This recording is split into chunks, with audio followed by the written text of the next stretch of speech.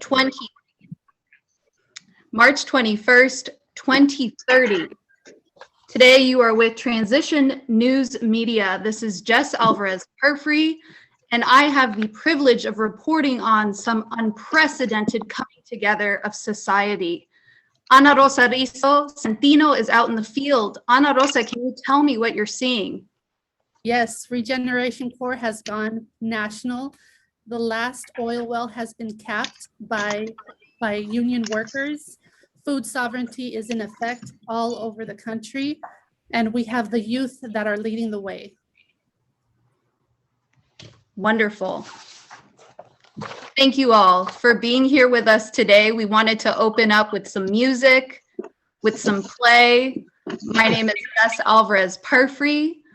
I am so pleased to be here with you all today. I am the Executive Director with Transition US, and this is the first workshop in our R4 workshop series.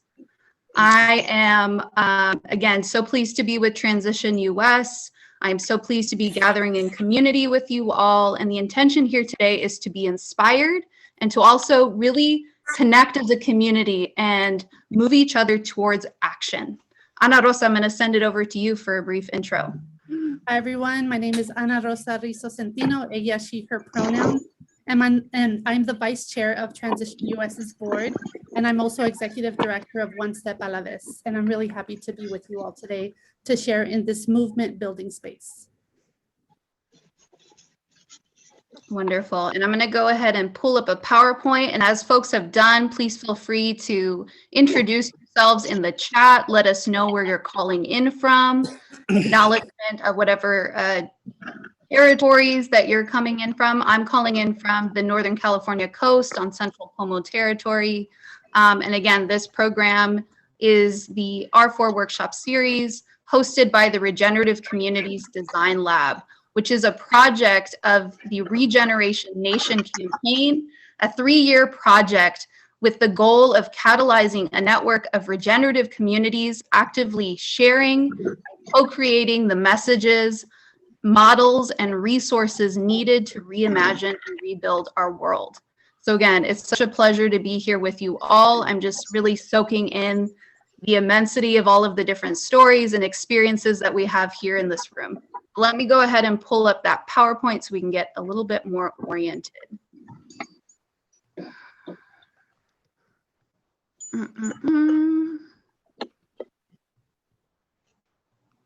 Okay.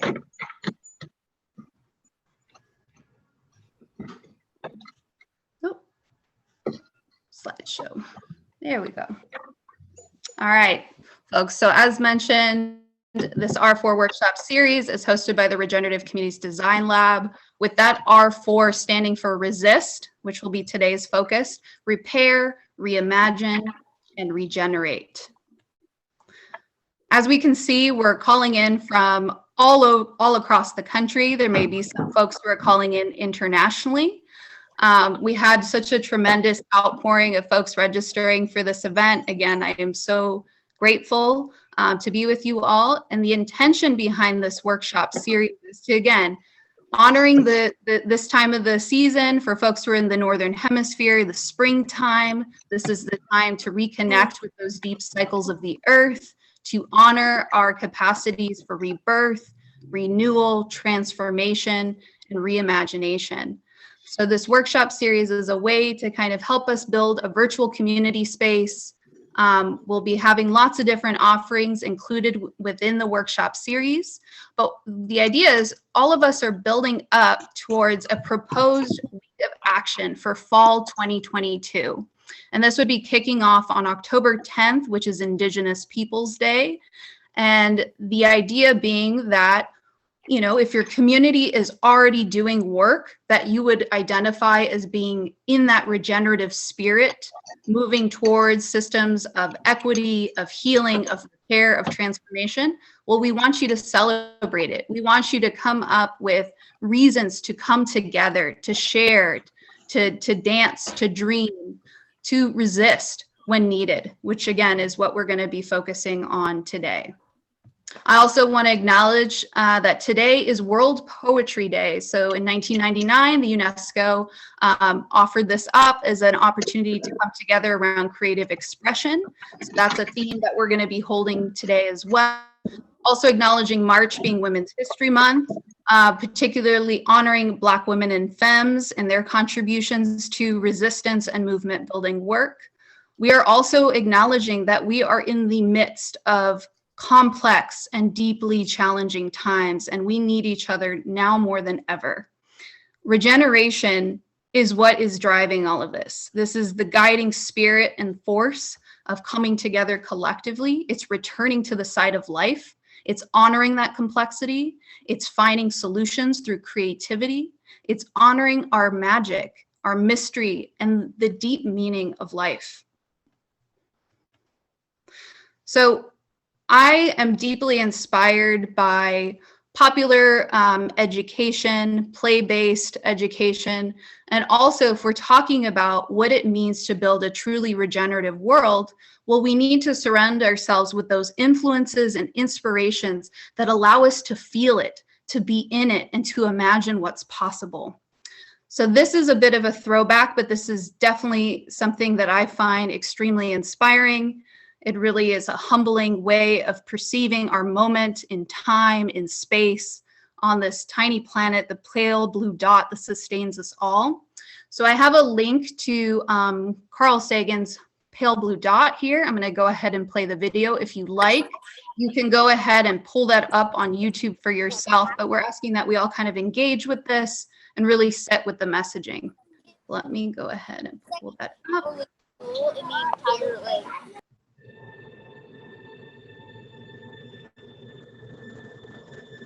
That's here. That's home. That's us. On it, everyone you love, everyone you know, everyone you ever heard of, every human being who ever was, lived out their lives.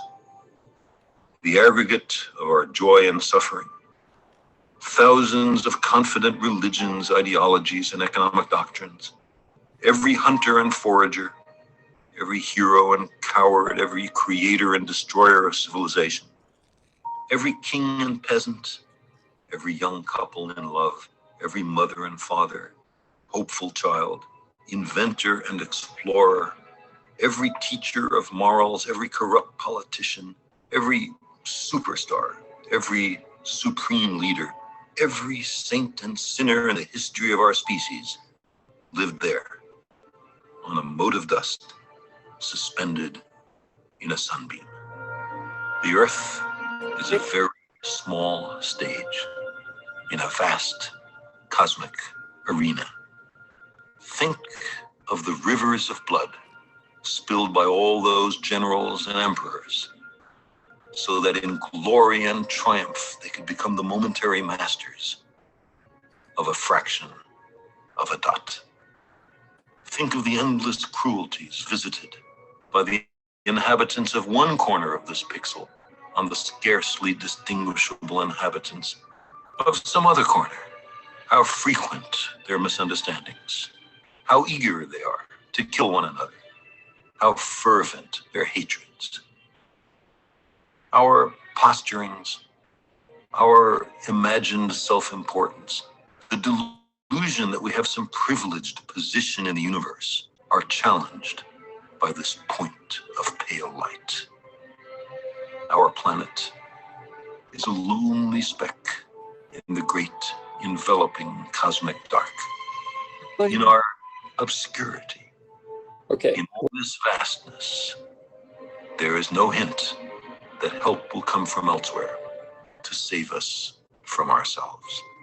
The Earth is the only world known so far to harbor life.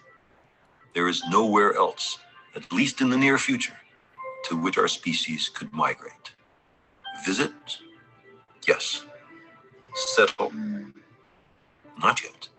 Like it or not, for the moment, the Earth is where we make our stand. It has been said that astronomy is a humbling and character-building experience. There is perhaps no better demonstration of the folly of human conceits than this distant image.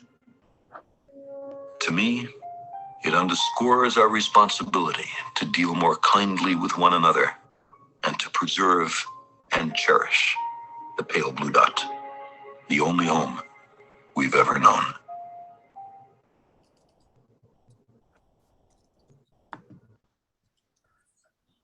Every time I listen to that, it reminds me of what's at stake here. And in recognizing what is at stake, the immensity of the challenges before us, I think this quote from Vandana Shiva is especially illuminating. I do not allow myself to be overcome by hopelessness, no matter how tough the situation. I believe that if you just do your little bit without thinking of the bigness of what you stand against, if you turn to the enlargement of your own capacities, just that itself creates new potential. And I think those capacities are even further expanded upon when we come together in community and we help to support each other in really digging deep, finding what it is that we can uniquely offer.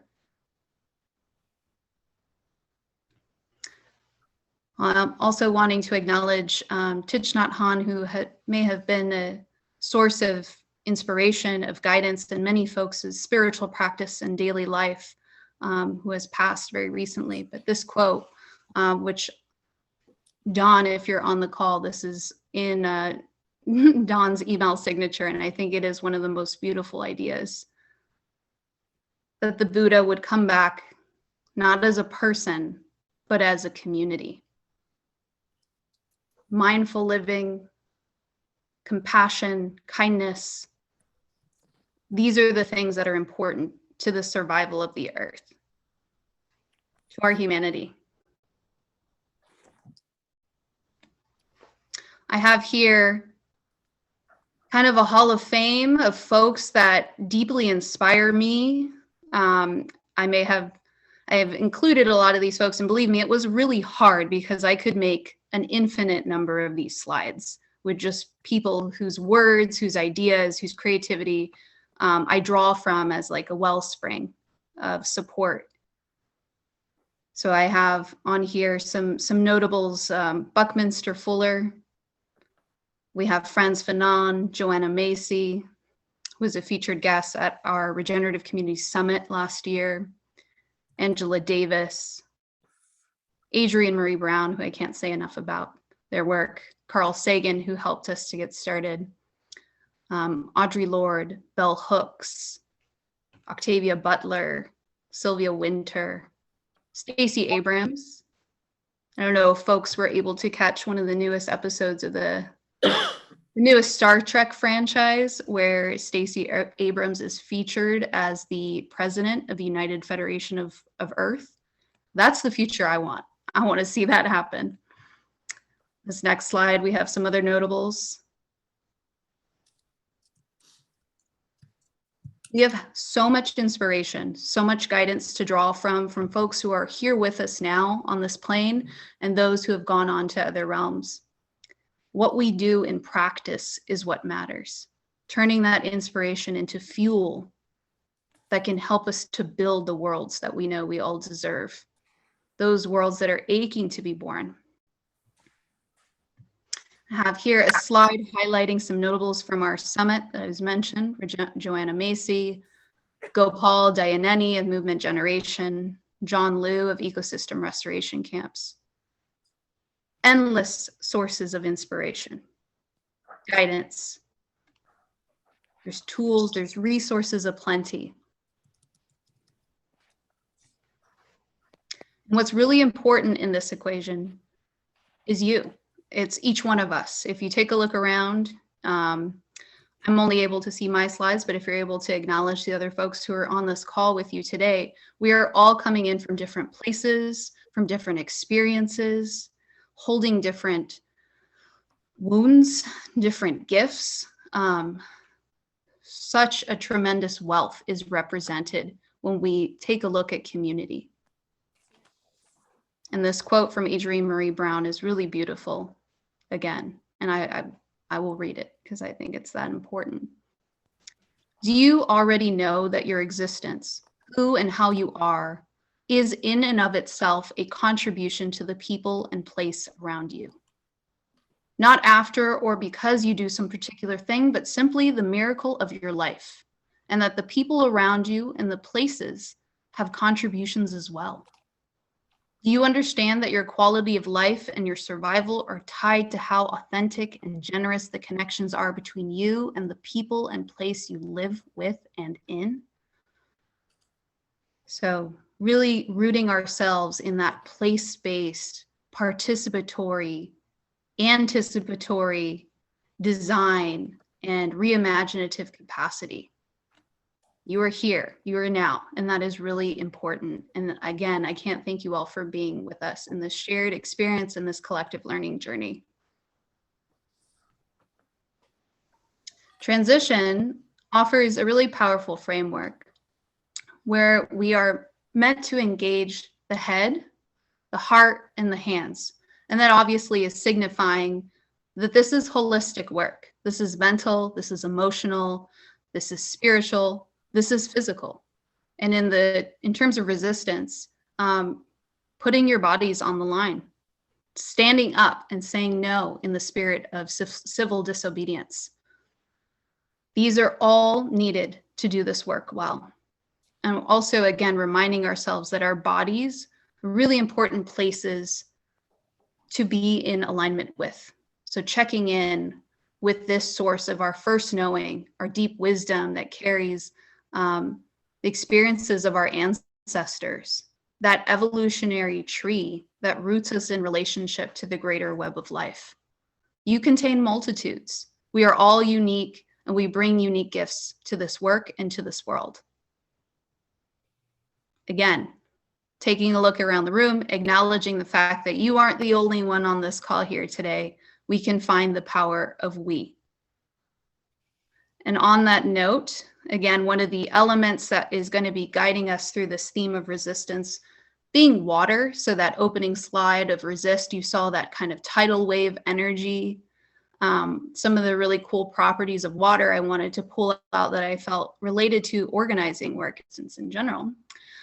Water is a magical substance. Water is life. Water is resistant to temperature change, has a really high boiling point.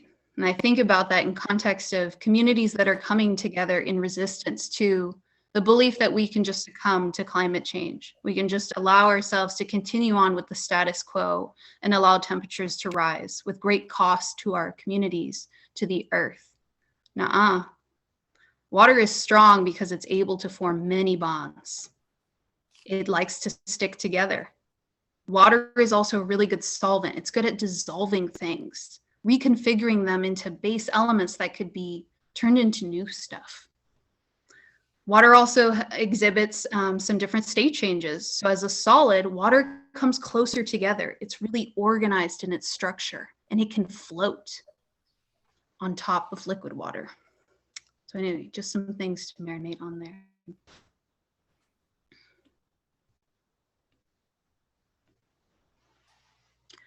So to get us started, and again, feeling into our bodies, we're going to work through a body activation.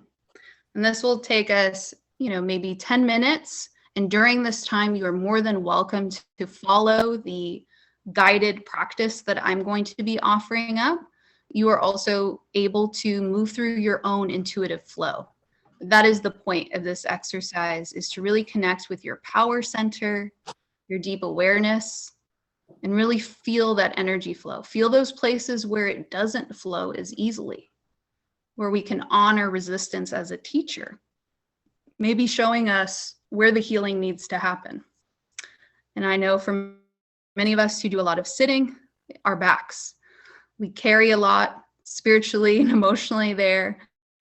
And also, if you have children, I have a 7-year-old who still likes to be carried, can put a lot of strain on your body. So again, I want to invite us all to really sit into our seats, locate those bones, our sit bones, really sink into them. We're going to try to move our feet and put them as firmly on the floor as we can. We're going to take a relaxed posture, or if we're able to, and again, move with the mobility that makes most sense to you. And we're also going to invite you, where you can, to stretch yourself a little bit. So again, grounding into those sit bones. We're going to start to pull in some breath through our nose. We're going to exhale, let it out.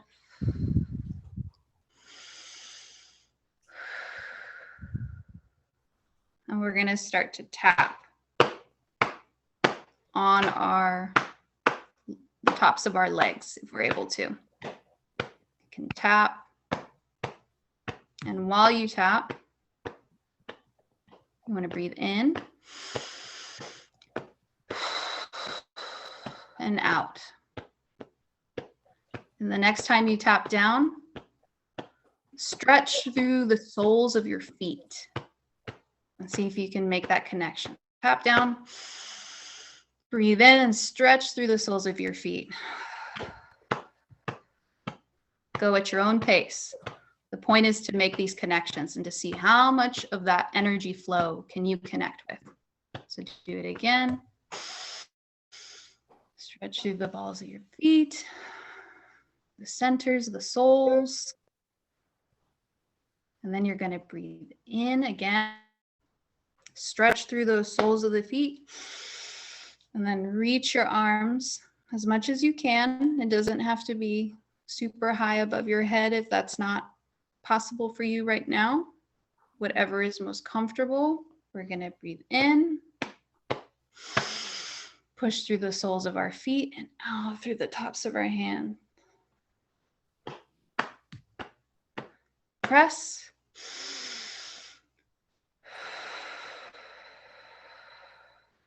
Exhale. And in that motion of pressing on our lap, pushing out through the balls of our feet and breathing and then moving our arms upward, I'm envisioning a seed taking in nutrients, possibility, instructions for what it is to become. And then that little root, right? That movement through the soles of our feet, that little root sinking into the ground or wanting to make connection with the earth. And then that little shoot that comes up the top through your arms. So that's kind of the idea with this motion, is that you're embodying that essence, that regenerative flow, taking in, pushing out, pushing up, moving the energy.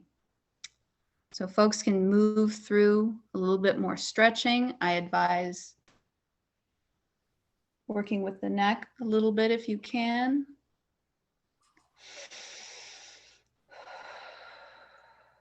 Twisting through, releasing any tension that has come to make its home in your shoulders.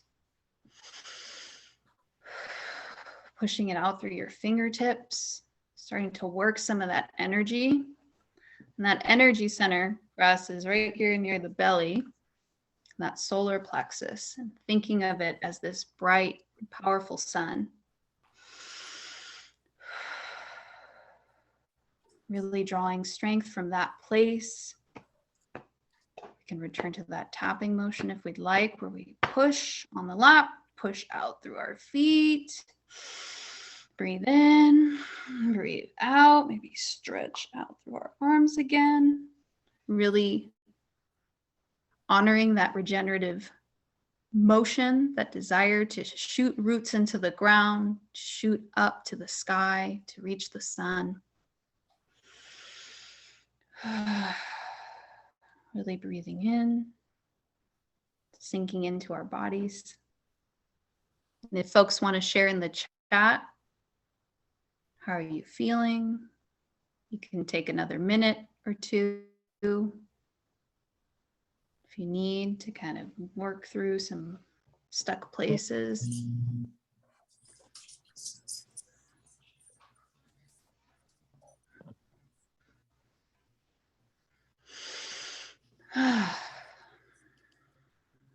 Thank you all. It's a little bit more of an abbreviated version. But again, the point is we want you to be present and connected with your body. So if at any time during this session you need to take a bio break, you need to feed yourself. I know it's dinner time or depending on when you eat for many folks, so please feel free to eat, nourish yourself, take care of yourself, and drink water. We'll move on to the next slide. So this question of what is resistance? And for this, I'm going to return back to the group without the slides for now so we can have a bit of discussion. So Ana Rosa, I want to bring you into the conversation. What is resistance? What does it mean to resist? Well, it can look a lot of ways. You mentioned civil disobedience, which can definitely be in the streets, but it can be as simple as speaking up in a meeting when somebody else is being put down or not being heard and saying that that person needs to be heard. BIPOC people often get overshadowed by white folks who tend to feel more comfortable in a space, and even just speaking up and saying that in a meeting can be really freeing to the BIPOC people in that space. So absolutely, we got to be out in the streets. And at the same time, we also got to make sure that our voices are being heard in the meetings where we're planning for those actions in the streets.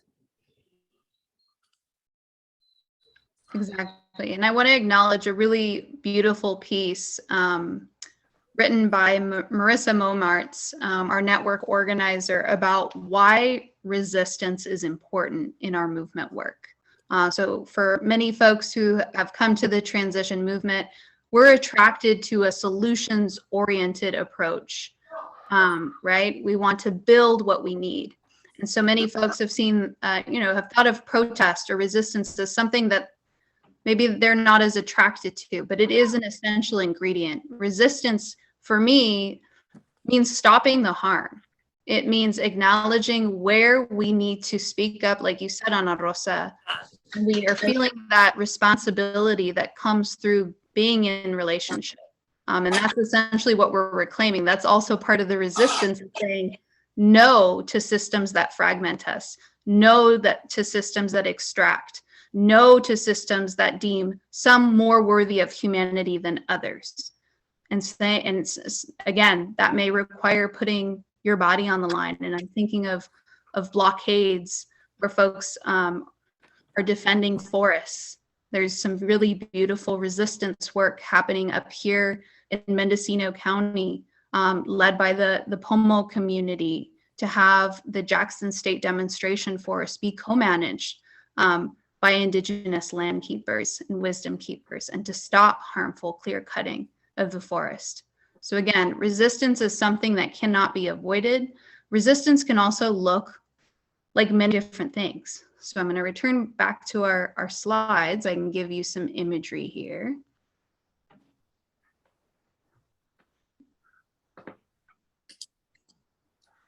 So we had this conversation of what is resistance.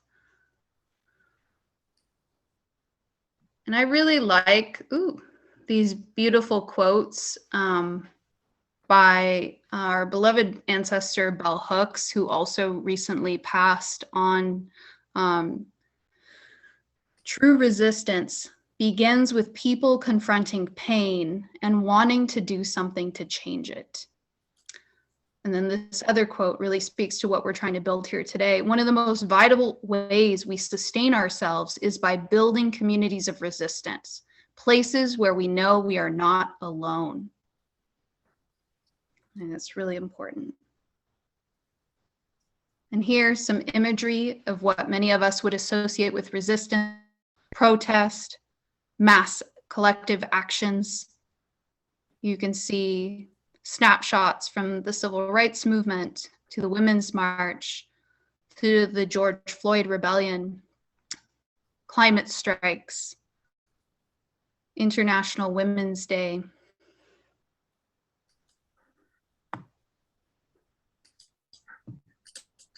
These are also images of resistance. creating, learning, reconnecting to the cycles of the earth, growing our own food, making our mothering, caregiving, loving, healing, reconnecting with our inner child, transforming traumas. All of these things are resistance.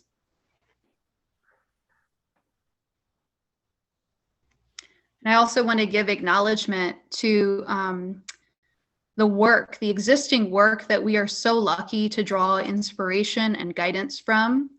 The Resist and Build framework is something that has been developed and really proliferated by the US Solidarity Economy Network. And this is part of a larger, just like Transition US is part of a larger international movement, as is the US Solidarity Economy Network. And I also want to acknowledge the New Economy Coalition, of which Transition US is a proud member, with over 200 organizations actively working to build the new and regenerative economy. So if you take a look at this graphic, and I apologize if it's a little bit fuzzy here, but you can see these intersecting circles, which also represents another important point that we are going to be working through within this series, is that change is not often linear. And again, if we take a cue from that great teacher, the place we call home, the earth does not typically move in a linear fashion. Nature's cycles are curved. They intersect. They are not fragmented, they are whole. So we must resist and build at the same time. Just like you don't just resisting and then you go on to repairing and then reimagining and then regeneration. They are typically just like the systems that we are all living within at work at the same time.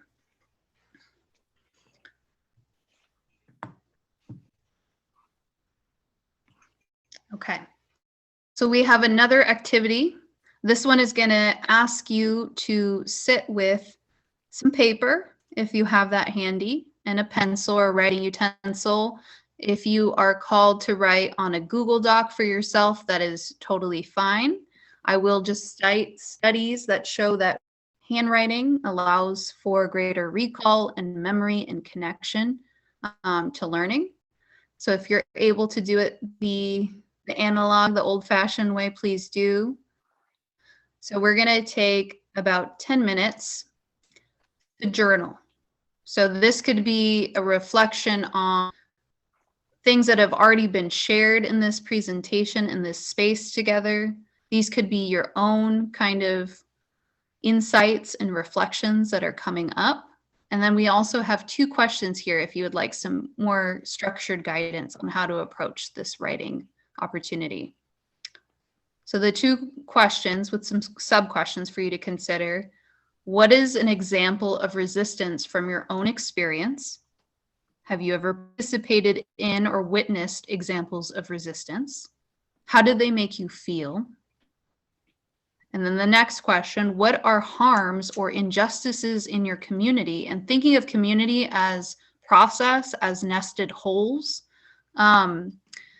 that you are committed to resisting and to healing. So again, what are harms or injustices in your community? Community being a many-layered process and experience that you are committed to resisting and healing. And then as a follow-up to that, what does solidarity mean to you? So again, to reiterate the options for folks, you can dive in with these questions, or you can begin to write and reflect on what we've already shared and what's resonating for you. But we're going to go ahead and take 10 minutes for that. Feel free to turn off your camera, really sink in again to your body where we've made some space to really reconnect into our wholeness and express yourself. And the point is for these next 10 minutes beginning in a minute, we'll do that. Make yourself write, keep writing. And I'm really grateful for an art class that I had where we would do this kind of thing often. And it's just like, nope, you got it. Even if it's doodling, even if it's a poem, even if it's whatever it is, put something on the paper. All right, so we'll get started now.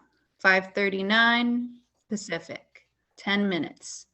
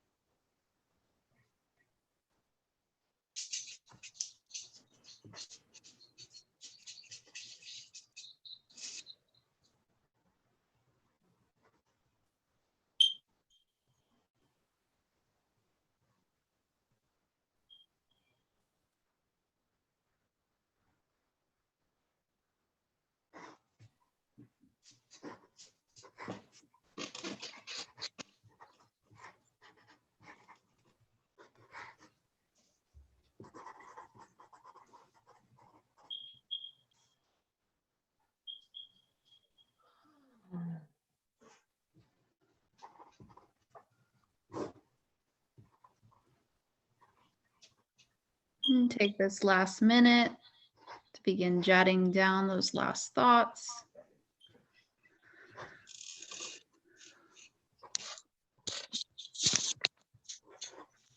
We will return to this journal entry later during the session, so this will be useful.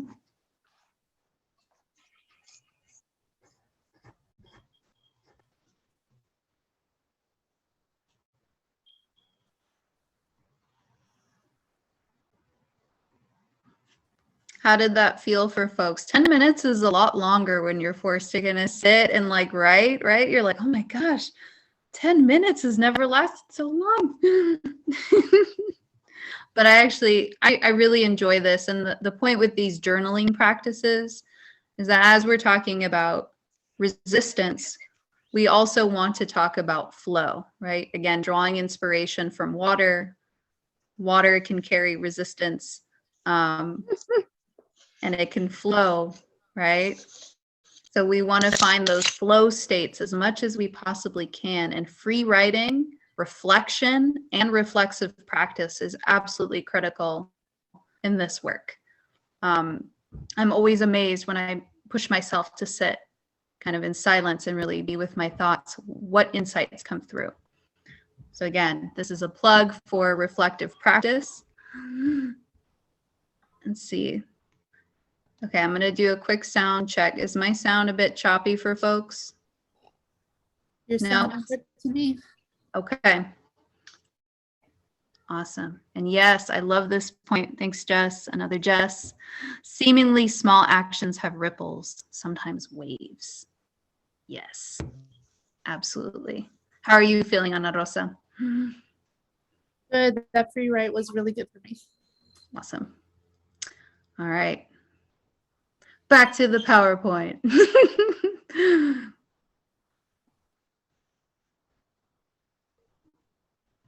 Okay, so we did our journaling together. And I pulled out this quote from Robin Wall Kimmerer. And for folks who have not read Braiding Sweetgrass or Gathering Moss, one of her other offerings, highly, highly recommend it. So this quote here, again, just really spoke to me about, as we're thinking about place-based and participatory solutions that are also just, and that justice extends to our relationship to the land and to those histories that are connected to that land. And in this country in particular, really grappling with those histories and ongoing colonial projects of genocide, dispossession, recognizing the struggles for and resistance movements led by formerly enslaved and stolen people. We must grapple with these things in this work. So being naturalized to place means to live as if this is the land that feeds you, as if these are the streams from which you drink, that build your body and fill your spirit. To become naturalized is to know that your ancestors lie in this ground.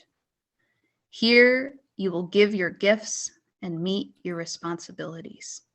To become naturalized is to live as if your children's future matters. To take care of the land as if our lives and the lives of all of our relatives depend on it, because they do. Again, soaking in all the inspiration that we can today. Moving on to this next slide. So again, the intention behind this workshop offering was to share forward our approach to that resist and build framework that was designed largely by the U.S. solidarity economy, and taking into account all of those unique things that define the transition movement. And as I've experienced the transition movement and culture, being heavily inspired by permaculture from its origins, transition was actually born out of a community college course, which I believe Rob Hopkins was teaching at the time, and Rob Hopkins being the founder. co-founder. And for folks who are familiar with permaculture, which heavily draws from indigenous cultural practices and technologies. In permaculture, we're looking for solutions in the problems themselves. And for folks who've worked in gardens or have done permaculture type work, you're always struggling to find these emergent solutions, right? And really honoring the power that comes from biodiversity, having guilds working in relationship with each other, different plants that can make different space within these ecosystems for other contributors, pollinators, predators, reptiles, all of those. Folks working together in concerted harmony in a space, working within resource limits, moving towards the realization of self-sustaining feedback loops, finding balance. And I think in terms of a social permaculture approach, we're really wanting to emphasize community-led solutions in this work. So that means the emergent community-led solutions that can come from the distillation of your inspiration and coming together, and also looking to what has already been done, what is already happening right now that we can try in our own communities. The beautiful thing about the transition movement and the transition network that we represent is that this is a living laboratory of folks doing work all across the country and all across the globe. And we get the benefit of connecting with each other. That's one of our hopes and goals in this work, is to really catalyze those connections and those collaborations. So offering up tools, offering up space for us to think in new ways, live into that regenerative paradigm. That's something that we're really proud to offer our community. And we also recognize we're one of many, many folks and many organizations within a larger movement ecosystem. And just like in a garden, we all have our different roles to play. We all have different things to offer, but the goal is life-affirming, justice-oriented solutions that can help us to stop harm in our communities and move us into a place of thriving. So design is essential. If we take a look at the systems at work right now, you can look at them two ways. They're terribly designed because they are working against life. They are motivated by things like profit and property and power being held in a hierarchical fashion, typically. Systems of capitalism, of white supremacy, of extraction, exploitation. So you can say those things are designed terribly, or you can look at them and say they're operating exactly in the way that they were designed to. And that's the problem. So design is everything. And when communities come together to lead the way in the design of things like infrastructure, how our economies are wired and relate to places, particularly our bioregions. So again, all of us in from different parts of the country, we're also connected. You know, yes, we're in different states, we're in the US, we're also in different territories. Again, acknowledging that all on native land, we're situated within different watersheds, different ecosystems. All of those places are not in a vacuum. We are all connected. It's an inescapable fact. And so moving our economies towards that holistic approach that doesn't treat nature or damage to the environment and to people as an externality, but instead we're moving towards a design where the thriving of people and place and planet is at the center of everything that we do. And it is possible and it is happening. It's an important thing to remind ourselves of that. So again, that earth care, people care, or fair share, equitable share, we like to add that. Doing that kind of work, that paradigm shifting work, that new regenerative culture, that old regenerative culture work, we need to practice. A lot of those ways were taken, were displaced, forgotten. We need to reclaim that knowledge. We need to honor that knowing and wisdom. And we need to practice growing these muscles, those collaborative care economies. That's not what we're working with right now on the large part. So we need to get good at that together. And so having spaces like this, which we can refer to as communities of practice or workshop series, this is where we build a lot of those muscles and gather a lot of the inspiration that we need to do this work. Also relates to maintaining viable and healthy democracy. And at the center of that, in my belief, is meeting what we describe as basic needs. I see them as foundational human needs. There's nothing basic about them. They're absolutely essential.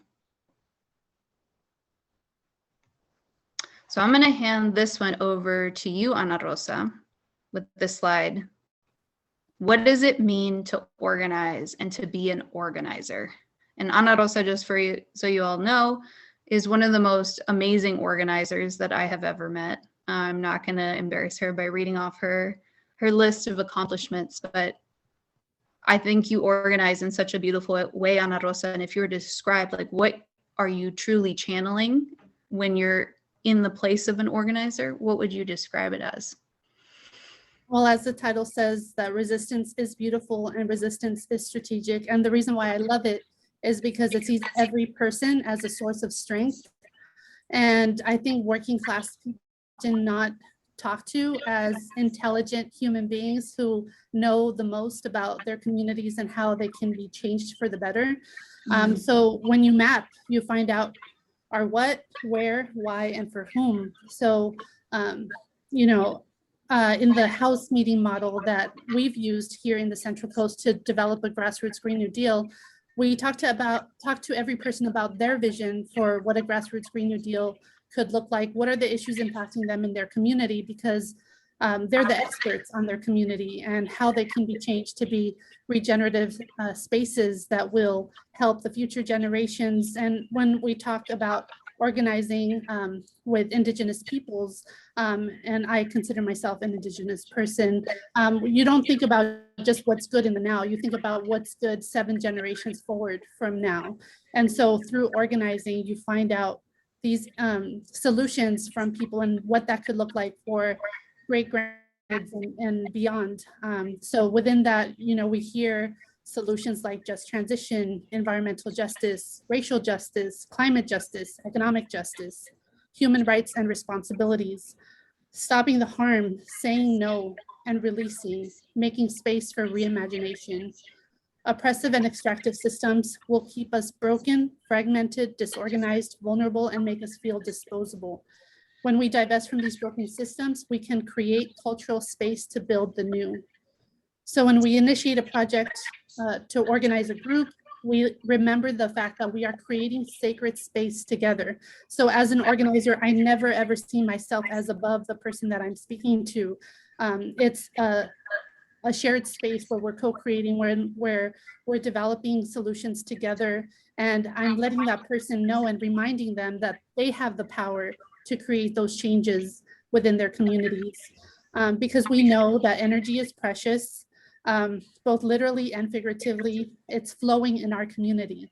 And who is our community? How is energy flowing through us?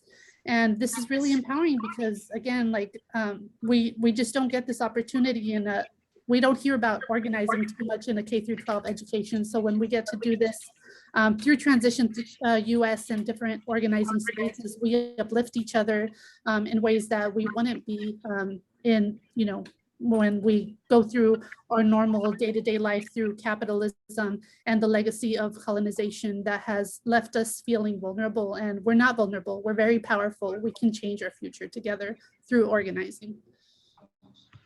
Exactly. And going back to that point about mapping, which is something that we're really going to be emphasizing throughout this entire series, is one of the practices, community asset mapping, if folks have heard of that practice.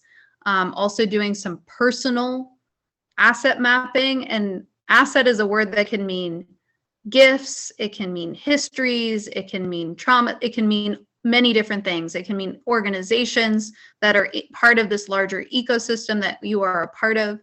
But the point is to know where you are, going back to those questions of what, where, why, and for whom. Why are we doing this work, right? So if you're in a particular region in this country, there are a constellation of stories, of histories, of needs that are unique to that place. And they may also, on a micro level, represent needs and injustices and opportunities, many things that are also happening in other places and at larger scales, right? So every time that we really step into our power and recognize, like, okay, I'm going to go through my email address book, and if I really sit back and take a look at all the people that I've ever connected with in my life, in my time doing this kind of work in community, this transformative change-based work, you start to see again that tremendous wealth that we have access to, right? And it's all about knowing how to effectively honor those relationships, because at the end of the day, when we're talking about network organizing, we're talking about relationships. So let's not lose sight of that fact, right? And we also want to be successful in our work. So going back to that point about resistance, it is beautiful. It is also very strategic, right? So knowing, for me, one of my favorite things as an organizer is introducing folks to each other. I'm like, oh my gosh, you got this, you got that. If only you all were in a room. And going back to that slide, those slides that I shared earlier of some of those ancestors and teachers and wisdom keepers that I draw a lot of inspiration from, I just think about the types of conversations that they would have had if they were in a room together, right? So Thich Nhat Hanh, Bell Hooks, Aimé Césaire, like people that brought so many wonderful ways of thinking and critiquing and reimagining the system, what would they come up with together?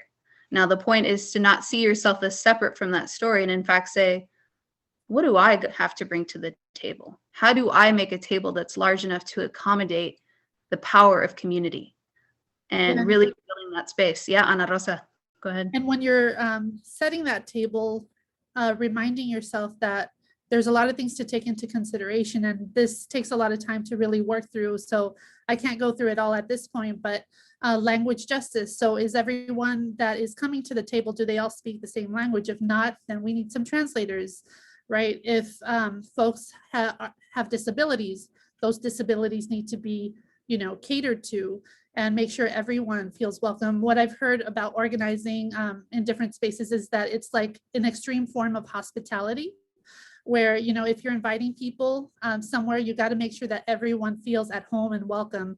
They don't get to be there as just a token. They get to be there as a full participant in whatever conversation is being had.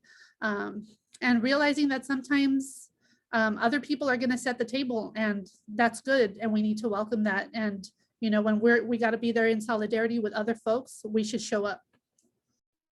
Exactly. And in that showing up, we're again acknowledging that wherever you're coming from, there are probably lots of other folks who are invested in improving their community in some way or another. There is active work to dismantle harm in your communities, however you may define those. So finding ways to connect with that existing work. Yes, starting your own projects. Yes, really initiating and coming from that spirit of inspiration and sense of purpose, but also really showing up in a way where you're being of service to work that may have already started before you. And for many of us, this is the work of generations. We are carrying forward the legacies of our ancestors. We are really, again, our resistance is our survival. Our joy is our resistance in this work as well. All right, and I'm gonna share a slide about belonging, and then we'll be able to move into some breakout rooms so that you all can begin to kind of connect with each other. We can move into that activity. Let me go ahead and pull up this last slide.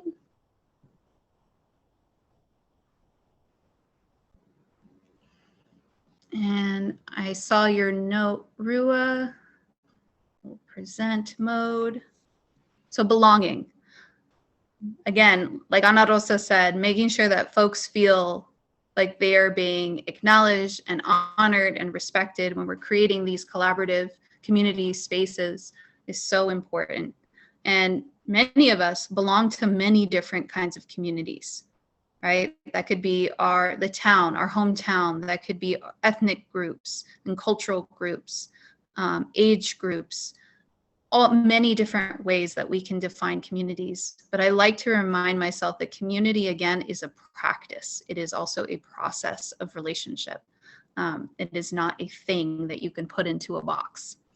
So these relationships and these assemblages of networks remind us of the natural genius of mycelium, those ghostly tendrils that sustain the flow of resources, information, and cooperation of the forest as an integrated superorganism. And as I mentioned, I'm up here in Northern California, surrounded by beautiful redwood trees.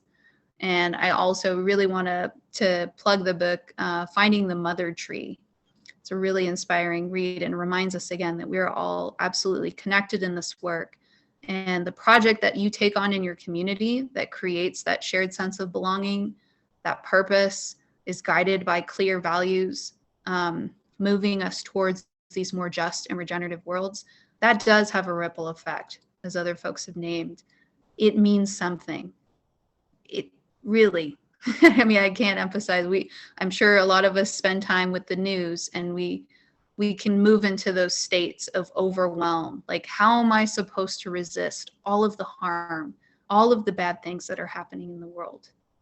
Well, your joy, your creation of space that enables creativity and innovation, it makes all of the difference, right? So really having a sense of this work as being almost part of a spiritual practice or discipline is something that really resonates for me on a personal level, because I'm always wanting to level up my how effective I am and how impactful I am, and honestly, how authentic and real I am, because starting within ourselves and really healing what needs to be healed and honoring what needs to be honored is a requirement. And it allows you to flow into relationship with others towards a shared purpose and goal in a really, really powerful way. So I'm going to get out of there. And then we have, okay, so we're going to move folks into breakout rooms for this next portion of the workshop. We will be putting you into groups of 3. So you can return to your journal entry for conversation starters if you like, but you can use these 2 questions to guide you if you need something to get started with. So to what communities do you belong? So thinking in that mapping way, what place do you belong to? What groups do you find yourself committed to and in support of? What communities recognize you as being part of them? Also, why are you here tonight, and how did you come to this moment? There's a really beautiful activity called the River of Life exercise, which we'll actually be setting up a separate session for. This will be very kind of art-focused, conversation-based space, but it's a really beautiful way of mapping all the ebbs and flows in your life story and how you've come to this moment. You're all here for a reason, and I think that's really powerful and beautiful, and we want to honor that. So that's a really great activity, but we don't have time for that today. So stay tuned for more offerings and updates in terms of additional co-working spaces that we'll be offering throughout the series. But I'm going to go ahead and stop share, and then we'll get ourselves set up into our breakout rooms, and we'll spend about 25 to 30 minutes in those, and then we will come back for a group harvest and discussion. So I'm going to stop share. Breakout rooms. Okay, math.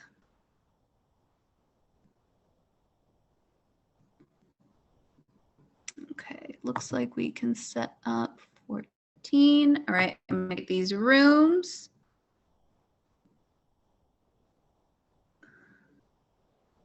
Okay, looks like we're actually going to have some groups of 4 as well.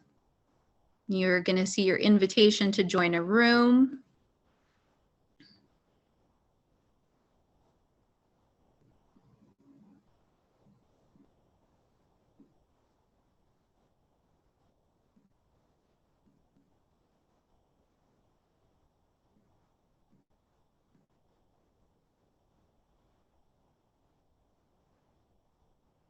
Awesome. Other person. Interesting. I'm going to record. Thanks, Chris. Thank you.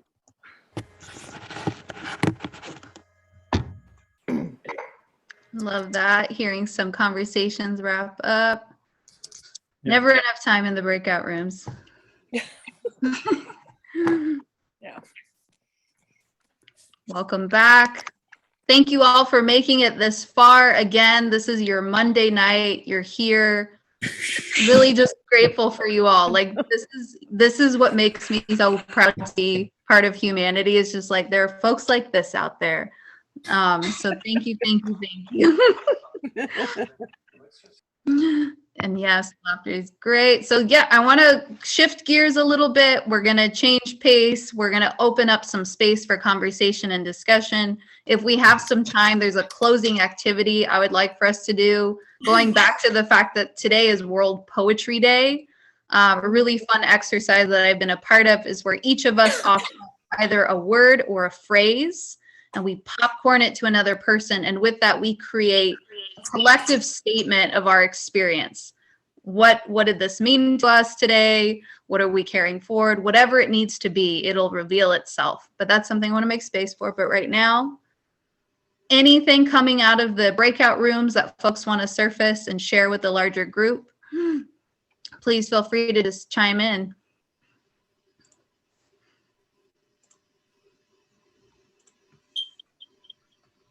I thought it was going to be too long. I thought it was going to be too long, but we had so much fun and we could have kept going. I don't know if you heard me, but I heard that. You're like, it's going to be too much time. Just like with the writing. You're like, oh gosh, 10 minutes. Never enough time once you start making those connections. Any other observations from the breakout rooms? Right. In our breakout room, we all shared this fundamental sense of the challenge of separation and of reconnection. And whether we're coming from a Buddhist perspective or from, an activist permaculture point of view, it's really wonderful to see all these communities arising and coming together. And if separation is the problem, then reconnection is the solution. Reconnecting with the earth, with ourselves, with each other, in a myriad of different ways, and with all the other life on earth. That's what we spoke about. Thank you so much. Thank you, Jonathan. Any other observations or shares from the breakout rooms?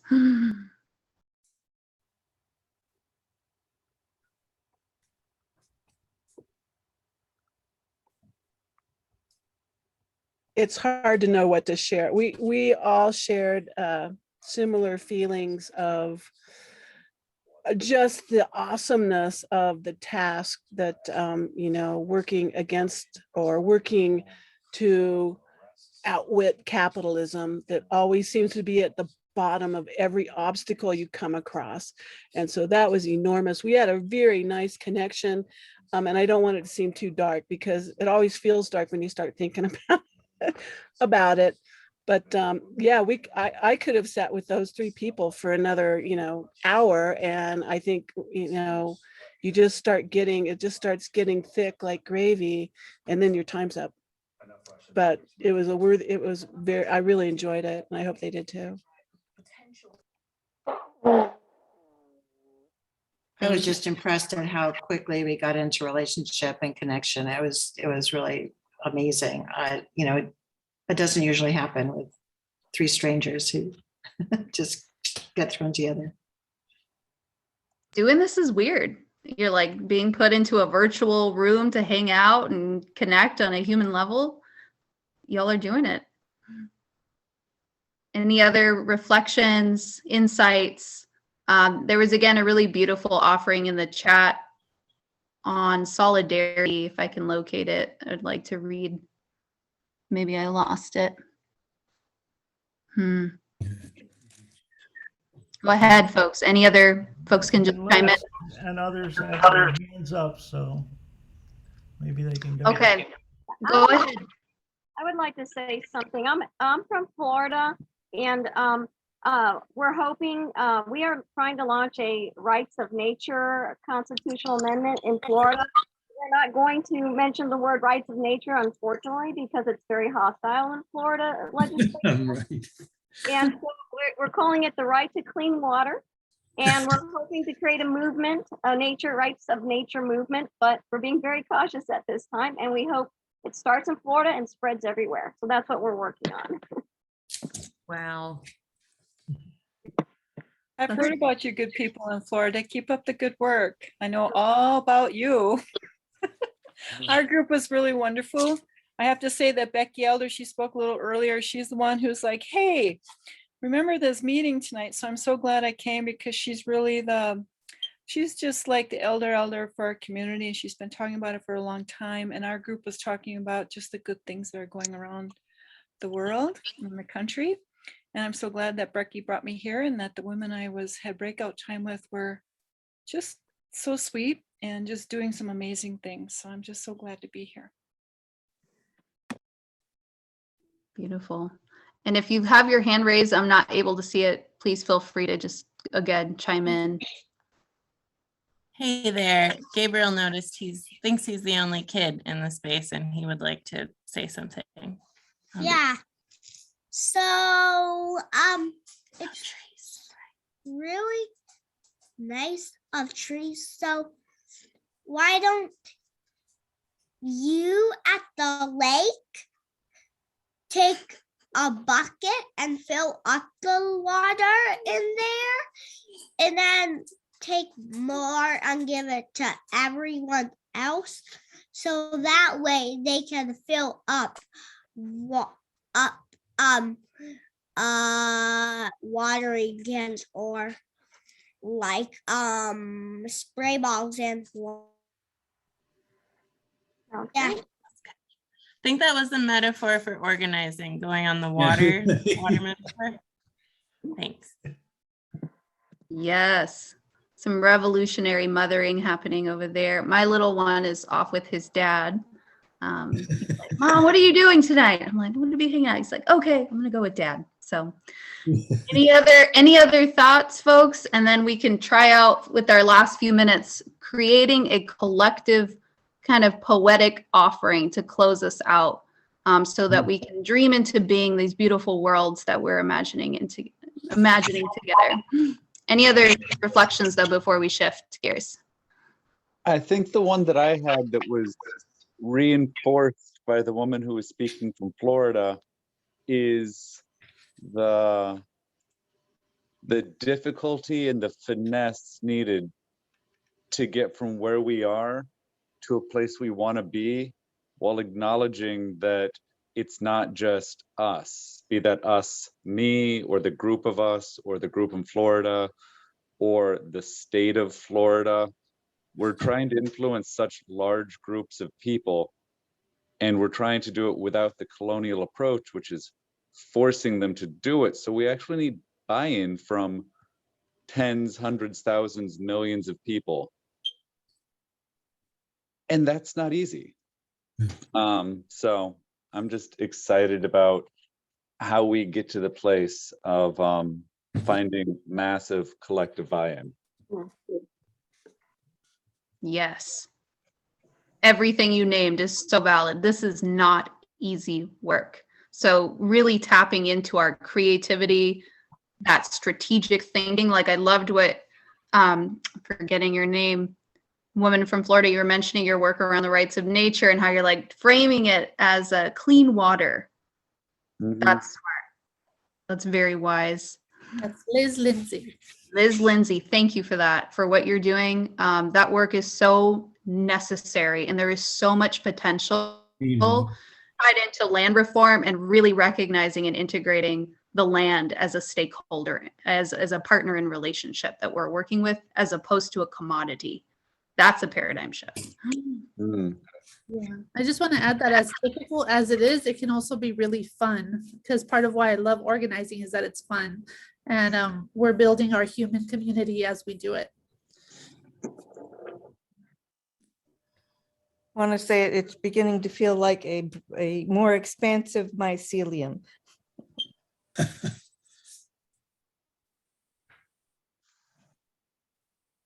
Love it. This is great. And just we can keep on with the reflections of hope folks have that to offer. Oh, thank you for sharing your email in the chat, Ana Rosa, and Liz for sharing yours. All right. So who's up for this creative experiment? So again, the idea is that as a group, we're going to tell a story together or a poem, however we want to think about it. I'm going to seed a root phrase. And then from there, if we can get through everyone, and we're getting no monologues, words or phrases to help connect us all into a spiral, a story where we kind of reconnect together. So let's see, what will be my root phrase? Oh, I'm gonna, today we, popcorning to Ana Rosa. Reject the culture of death and destruction.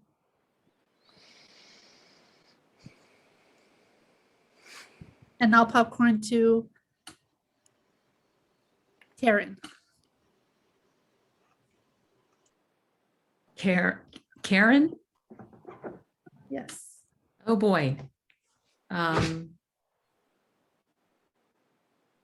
Say your phrase again. We resist the culture of death and destruction.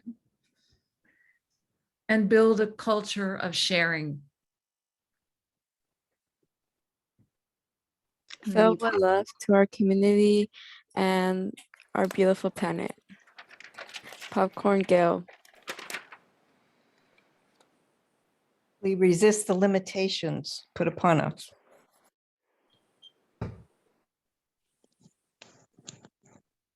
I got popcorn to somebody. Popcorn. Krista. Eric. And we become naturalized in the place that we live. We embrace the Robin Wall Kimmerer becoming naturalized deeply in our DNA.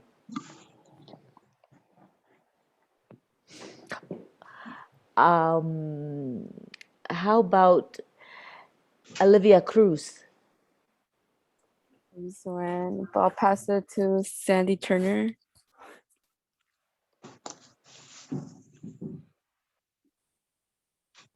Capitalism is entrenched, however,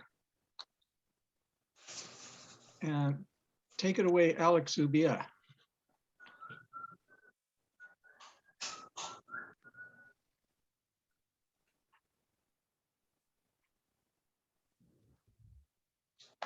Oh, Alex is on the train right now, so he's not Okay. able to answer. I'm gonna pass it. We're making a closing poem. Oh. Okay, how about to Timothy Petty?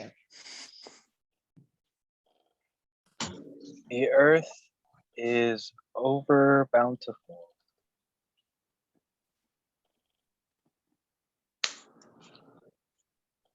Popcorn it to the next person, Timothy.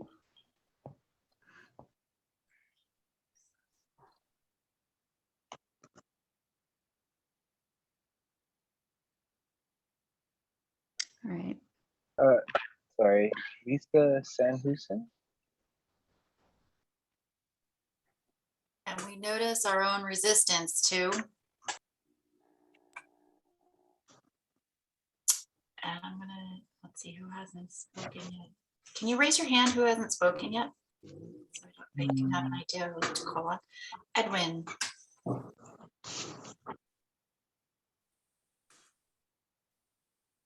You're on mute, Edwin.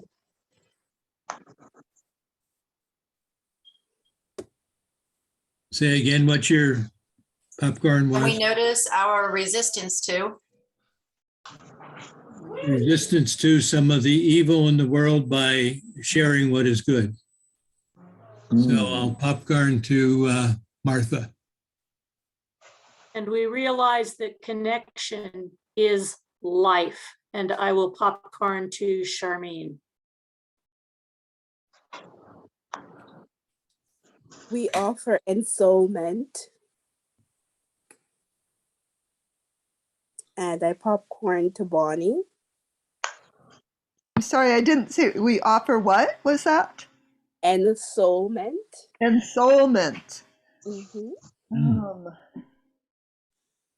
So we can lift ourselves and others up to respect all the earth shares with us. I will popcorn to, is it Waishal? How do you pronounce your name? Waishal? You're correct. It is Waishal. Waishal. Okay. Can you repeat what you said though, so I can jump in on it? Oh my God, I can't remember. Well, but we respect the earth. You know, we need to respect our earth for what it gives us, and I think that's what I said. Okay. Yeah. So, yeah, respect is due to all individuals, whether they are considered powerful or powerless. And I will popcorn to CW. Thank you. We resist by reclaiming our power, staying connected, and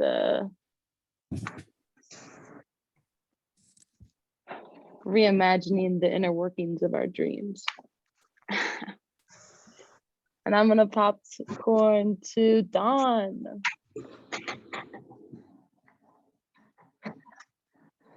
Oh shoot, I was sending Marissa a message in the chat, so I wasn't paying attention.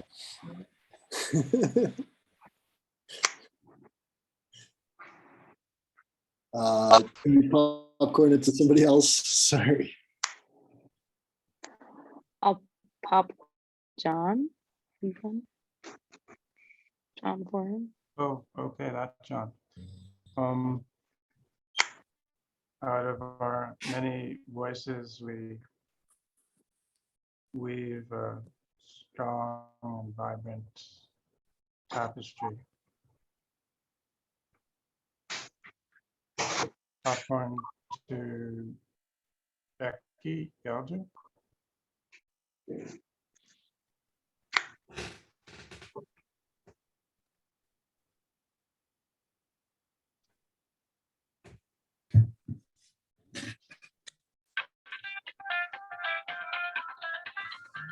Or anybody.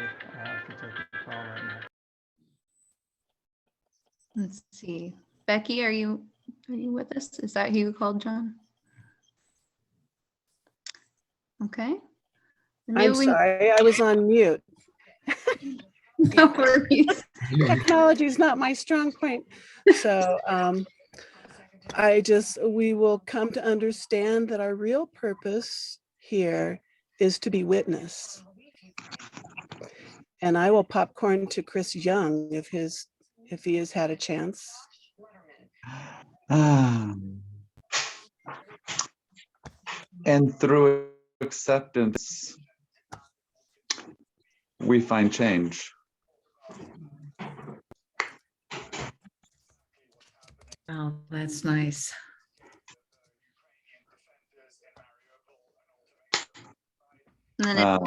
Popcorn. Can someone raise their hand if they're still? Don Hall. Okay, I have a chance to redeem myself. And through resistance, we make change. And I'll popcorn to Mary Sage. By linking arms together, we build a web of connection. Now popcorn to Katie Stokes. Great. And we find that discovering ourselves and each other is joyful. And I will popcorn to let's see. To Jenna. Thank you. And as we discover ourselves, we discover that we are family. We're related to our relatives, the animals, the plants, Waterstone, and Starlight. Hmm. And it's with gratitude that, and I'll popcorn to, who has not Raise yet? your hands, folks, if you haven't gone, so folks can see you. It's with gratitude that, George, okay.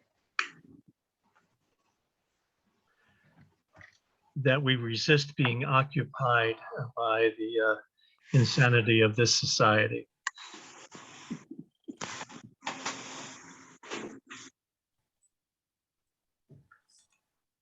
Oh, I'm sorry. And I pass it on to Jess Turner. And as we resist and find family with the species around us, we refuse to commodify life, and we will learn from species around us how to live in systems.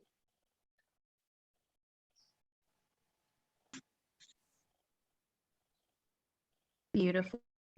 Folks, if we have anyone left who has not gone yet, please raise your hand so Jess can popcorn. I don't see anybody left. Oh, Shari. We have Shari. And we can find community and a sense of belonging from all of the beings on our planet, in our world. And I'll popcorn to Gabriel. Yeah. You want to say something? Spit it out. Hi guys. So, everybody off to the lakes to find water to give to plants too. The oxygen is also needed in all different parts. We can put it in here. I'm sure that the plant will enjoy it. Or you can put it in any plant you have in your own room or take it out to other people. Okay. Bye. How about Victoria? And everyone in the world will be with someone like Gabriel to open their eyes to the magnificence of a young mind. Oh, pass it on to, is that Melody? Hi, yes, it is. Thank you. This is lovely. And I think it's just so much about seeing the truth in ourselves and with one another, and just speaking truthfully from our heart and being who we are with one another.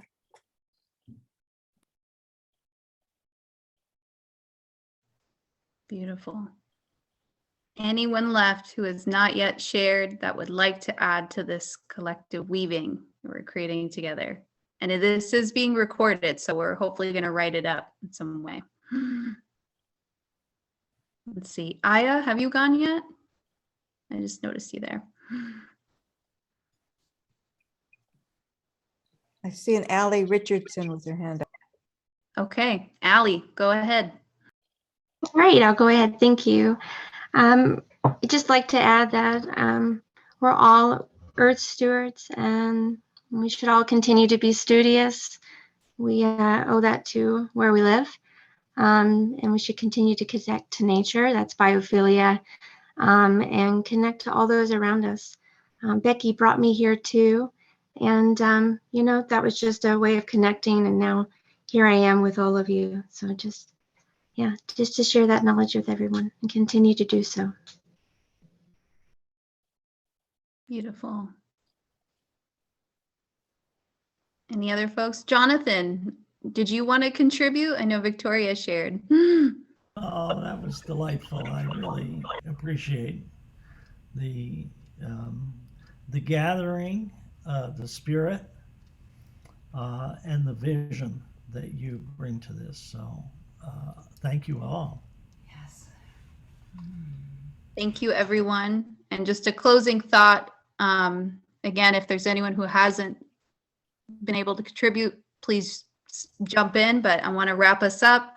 Just a closing thought, going back to that river of life activities, thinking of ourselves and the coursings of our life as a river, and reminding ourselves that all rivers, their journey takes them to the sea, or at least that's what they intend for themselves. And so that connects us all. So all our stories have a meeting place, and that place is this planet. So grateful for you all. Thank you so much for being here this evening with us. I'm going to carry this with me for a while, and I'll see you next time at our following workshop focused on repair. And in the meantime, look out for our R4 Community Action Toolkit, which will be released on Thursday. And you'll also get a survey to see if folks would be interested in any follow-up meeting space where you all can learn more about each other as people, share your life stories, collaborate, connect, whatever is needed, because that's the intention here.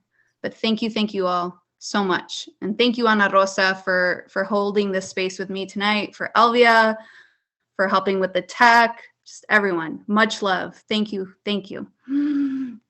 Thank you all. Good night. Thank you, Elvia. Thank you, everyone. Good night. Good night, everyone. Rest well. Dream of new worlds. Se puede. Yes.